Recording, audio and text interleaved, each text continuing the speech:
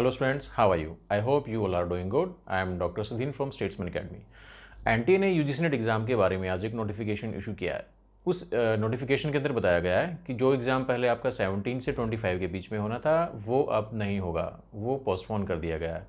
अब पोस्टपोन क्यों कर दिया गया है, इस चीज़ के पीछे उन्होंने एक रीज़न दिया है। देखिए, ये थर्ड टाइम ऐसा हुआ है कि जब एनटीए ने यूजीसी नेट का एग्ज़ाम पोस्टपोन किया है।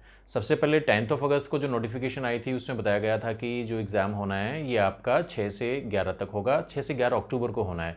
इस नोटिफिकेशन के बाद काफ़ी स्टूडेंट्स का ये एनटीए के पास मेल आया कि काफ़ी मेजर एग्ज़ाम्स के साथ ये जो डेट्स हैं 6 से 11 की ये क्लैश कर रही हैं। तो एनटीए ने उस रिक्वेस्ट को कंसिडर किया और कंसिडर करने के बाद एग्ज़ाम को 2 शेड्यूल में कर दिया, एक 6 से 8 को और दूसरा 17 से 19 को। लेकिन दोबारा से फिर काफ़ी स्टूडेंट्स ने मेल की एनटीए को कि उनके दोबारा से फिर मेजर एग्ज़ाम्स हैं वो क्लैश कर रहे हैं एनटीए के एग्ज़ाम्स के साथ। तो उसको दोबारा से फिर एनटीए ने रिकन्सिडर किया है यूजीसी नेट के एग्ज़ाम के लिए। तो दोबारा से फिर 1 अक्टूबर को सेकंड टाइम एनटीए ने इसको फिर से पोस्टपोन करके एक 17 से 25 की डेट के अंदर रीशेड्यूल कर दिया फिर। ठीक है, दोबारा से, क्योंकि काफ़ी सारे स्टूडेंट्स ने उनको मेल किया था कि एग्ज़ाम है उनका, दूसरा एग्ज़ाम है उनके साथ क्लैश हो रहा है, तो ये दोबारा से रीशेड्यूल कर दिया। अब ये थर्ड टाइम ऐसा हुआ है कि 9 को आज एनटीए ने दोबारा से फिर एक नोटिफिकेशन इशू किया है। उसमें बताया गया है कि जो एग्ज़ाम पहले 17 से 25 को हमने रीशेड्यूल किया था पोस्टपोन करके पहले वाले शेड्यूल से, तो वो अब नहीं होगा। और रीज़न उन्होंने दिया है कि काफ़ी सारे स्टूडेंट्स की उनको मेल मिली है, काफ़ी सारे स्टूडेंट्स ने अपना रीज़न दिया है कि उनके कुछ एग्ज़ाम्स हैं जो पहले से शेड्यूल थे और ये वाला एग्ज़ाम है एनटीए यूजीसी नेट का, ये उसके साथ क्लैश कर रहा है।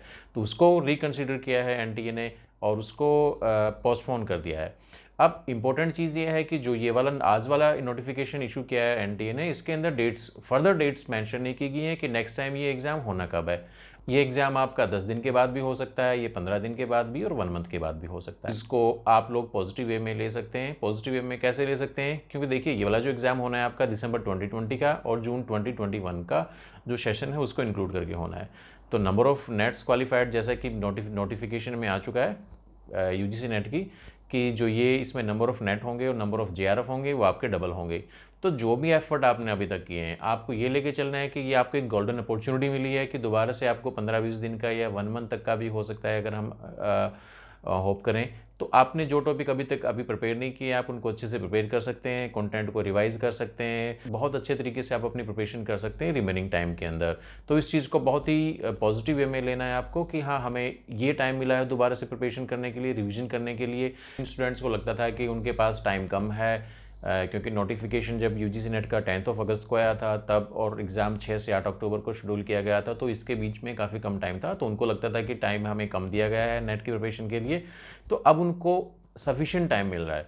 ठीक है, तो looking at the number of seats of JRF and net, तो एफर्ट कीजिए, फुल एफर्ट कीजिए अपने, आप डेफिनेटली इस एग्ज़ाम को क्वालिफाई कर सकते हैं। टाइम को अच्छे तरीके से यूटिलाइज़ कीजिए। जो रिमेनिंग टाइम 1 मंथ का बचा है, टाइम मैनेजमेंट आपकी इस तरीके से करनी है कि आप नेट का एग्ज़ाम क्रैक कर दो।